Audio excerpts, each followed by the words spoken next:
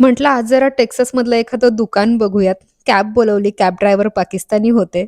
दोन्ही देशातली माणसं चांगली आहेत, राजकारण्यांमुळे वैर निर्माण होतं म्हणाले.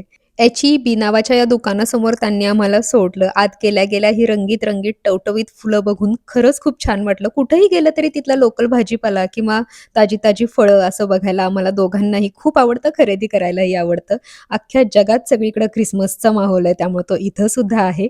बिल्व घरातून निघाल्यापासून गोड वागतं, त्यामुळे त्याच्यासाठी एक गोड चॉकलेट घेतलं, वेगवेगळ्या प्रकारचे मासे बघितले आणि मग गेलो भाज्यांच्या सेक्शनमध्ये. तर इतर स्टोअर्स जसे असतात अमेरिकेत, तसंच आहे हे सुद्धा स्टोअर. फार काही वेगळं नाहीये, तरी सुद्धा आम्हाला फिरून बघायला काय वेगळं दिसतंय का बघायला मजा येत होती.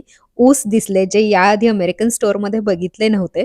त्यानंतर घेतलं दूध, थोडीफार फळं सुद्धा खरेदी केली आणि फ्रोझन सेक्शनमधून जात असताना असं वाटलं एवढी छान ताजी फळं असताना फ्रोझन फळं कोण घेत असेल? पण इथली माणसं घेतात.